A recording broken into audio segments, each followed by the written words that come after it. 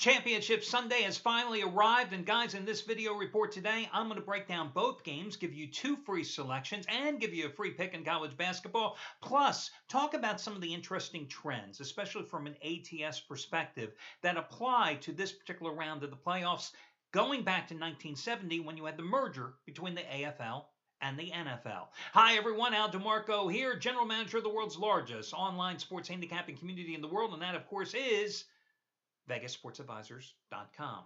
And remember, right now, you can go over to VegasSportsAdvisors.com and you can get the biggest play of my career on today's NFL action. The biggest play of my career, because I don't think playing the sides separately is the way to go today.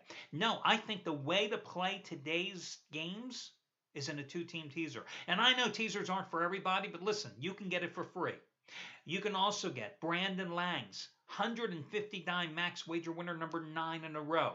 You can get Gabriel DuPont's 75 dime winner number 4 in a row, his AFC total of the year. You can get Brad Wilton's big NFC total of the year on the Green Bay Seattle contest.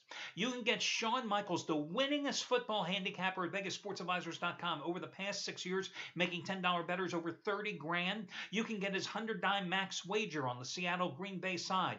All those plays, among all the handicappers at the site today, absolutely free, no strings attached. We're talking about over $1,100 of action for free simply by checking out the one-day free all-access pass over at VegasSportsAdvisors.com. Free means free, guys. That's it. I'm doing this because I've always believed that, so many people in this industry, and the reason it has such a black eye over the last 30 years is people don't give you anything for free. They always want something from you guys first. They want your credit card. They want your phone number. They want your email address. They want your firstborn, your first car, and your second mortgage on your house, too. I mean, it's ridiculous. And when you hear people talking about something that is absolutely free always has a catch.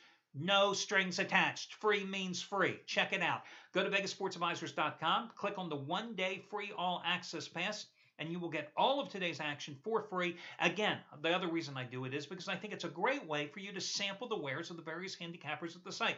Everybody handicaps games differently. Everybody rates them differently. Everybody has different breakdowns. This way, you can look at all the handicappers and listen. Hopefully, I hope you become a regular member at VegasSportsAdvisors.com. But again, you have nothing to lose because you get all of today's action for free, one-day free all-access trial pass over at VegasSportsAdvisors.com. So let's talk here, guys, about the championship round game. So since the merger back in 1970, the favorites are 48, 37, and 2 against the spread. And that's despite the underdogs hitting 5 out of 8 times over the past 4 years. Interesting numbers here, and it's all about the numbers, okay? Listen, favorites of 7 to 9.5 points are 15 and 6 against the spread. Going back to 1970. What are the Seattle Seahawks laying today? 7.5 to 8 points. Chalks of 3.5 to 6.5 points are 17, 13, and 2. Okay, only 4 games over 500, but what are the Patriots laying today? 6.5 points, a few sevens out there. Home favorites, 11 games over 500. Surprising, right? You would think home favorites would have done better. Just 11 games over 500 versus the spread. But here's the thing that stands out the most when you're talking about the championship round. The games generally aren't close. You've had 88 games going back to 1970. 88 games. 55 of those 88 games have been decided by double-digit margins. 55 out of 88 decided by double-digit margins. 39 of those 88 games, about 45%, have been decided by 2 touchdowns or more. Generally, you have blowouts. That's what happens in the championship round. I think rain could certainly play a factor in today's games. In the New England contest in Foxborough, the weather forecast in the second half of that game is calling for heavy rain with the potential of a ½ inch to 3/4 of an inch of rain falling in the second half of that game. Now, what happens when you have inclement weather in a football game? When it's raining, well, the offense always has the advantage because the offensive players know where they're going.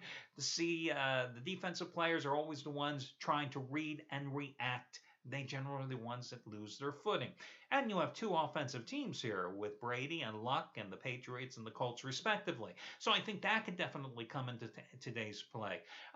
Seattle, there's a chance of light rain, but hell, doesn't it rain in Seattle every single day? Does it really matter? Now, in terms of these particular games, I'm looking at the New England Indianapolis contest, and I see this total sitting at 53.5 points. And I guess some people out there would say, oh my goodness, this is too low. This is going to be a barn burner game. I don't see it that way.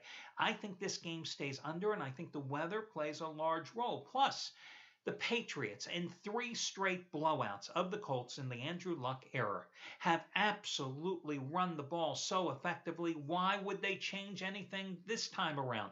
When they met in the regular season, Jonas Gray. And you're going, who the hell was Jonas Gray?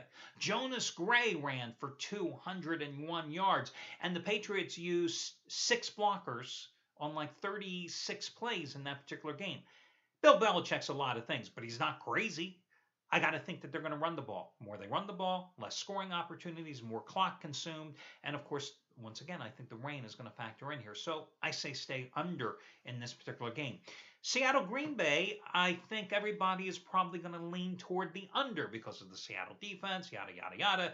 I'm kind of surprised. The number in this game was 46.5 points. I was figuring early in the week it would come out 42, 43.5. So when it was posted last Sunday, I was surprised. But as I reflected on this game, as the week progressed, I thought, this game's going to go over. It is going to go over because Seattle's going to have success running the ball with Marshawn Lynch, who had over 100 yards in the first go-round in the first week of play.